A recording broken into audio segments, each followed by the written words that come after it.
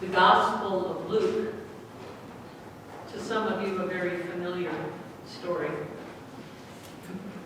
Now, every year, Jesus' parents went to Jerusalem for the festival of Passover. And when Jesus was 12 years old, they went out as usual for the festival. When the festival was ended and they started to return, the boy Jesus stayed behind in Jerusalem. But his parents didn't know it. Assuming that he was in the group of travelers, they went a day's journey. Then they started to look for him among their relatives and friends. And when they did not find him, they returned to Jerusalem to search for him. After 3 days, they found him in the temple, sitting among the teachers, listening to them and asking them questions.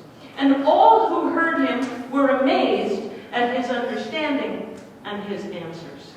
When his parents saw him, they were astonished.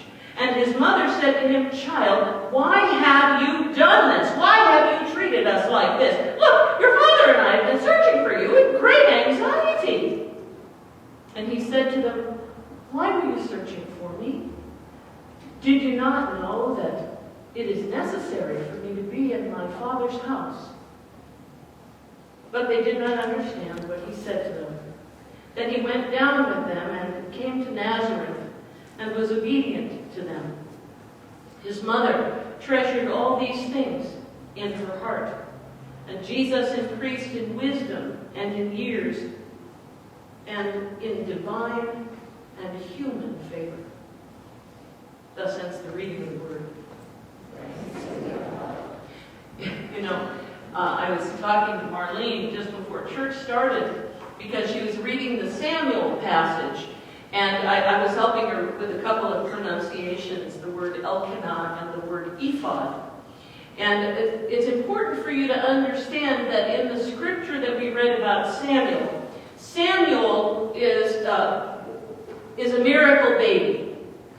His mother, Hannah, was having difficulty having children. She could not get pregnant. She went to the priest, Eli, and asked him to pray for her, that she would be able to conceive a child. And when she conceived and had Samuel, she made a decision to dedicate her son Samuel to the Lord. In other words, she brought her son Samuel to Eli and said, "Here, I give him to the Lord." And Elkanah and Hannah went to visit their son, who was living and being raised by the high priest Eli once a year. And the text says that she brought him each year a little robe.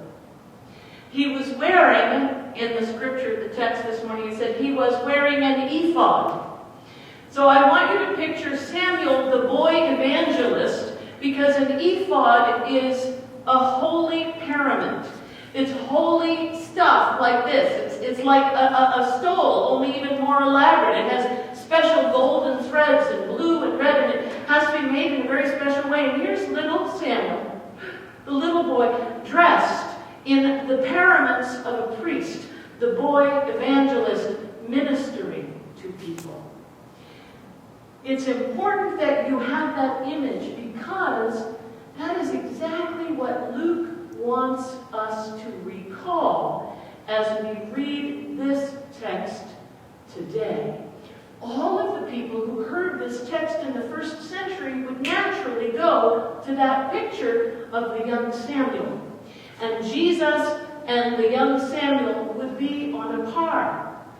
Now understand this. Samuel was the prophet who anointed the first kings of Israel. Samuel picked the first king. By God, Samuel said, "Saul, you will be king over Israel." By God, Samuel said, "David, you will be king over Israel." Samuel is of utmost importance to all of the people who have ears to hear and who in the first century are listening to this story.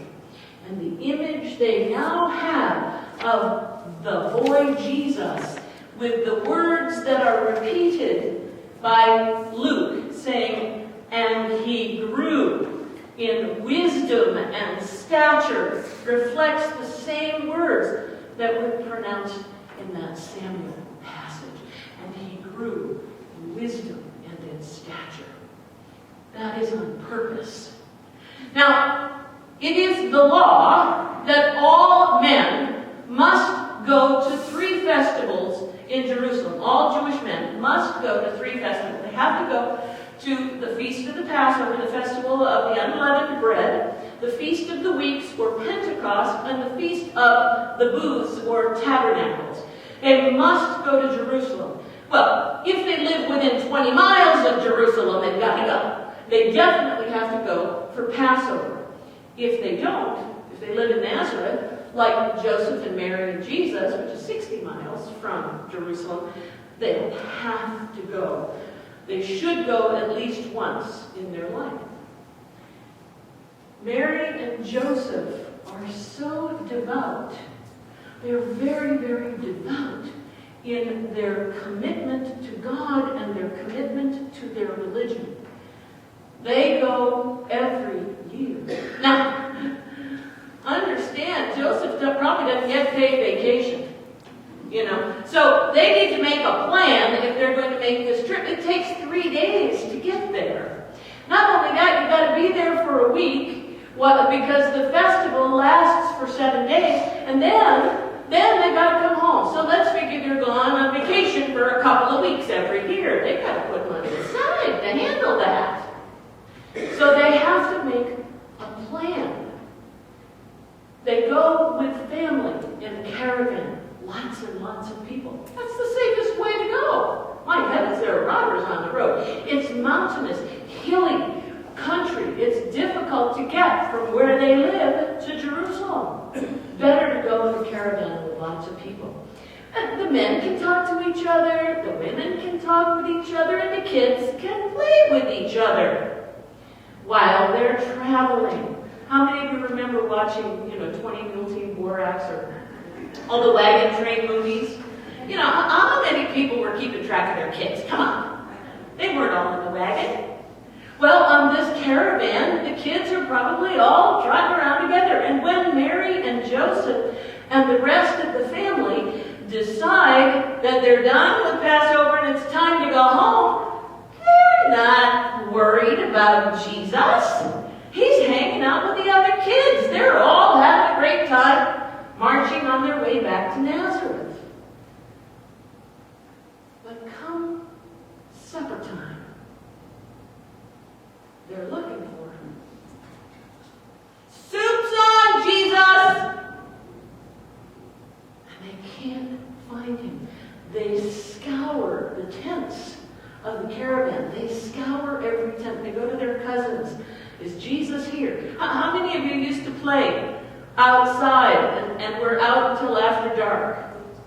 I used to do that. My parents would say, when it's dark, you need to be home. And I'm sure that they would get a little bit worried when it was pitch dark out and I've been playing over at the Hoyt's house, swinging on the swing, running around playing cowboys and Indians like we did, and suddenly realized, oh my heavens, I can't even, it's dark. My parents are going to wonder where I am.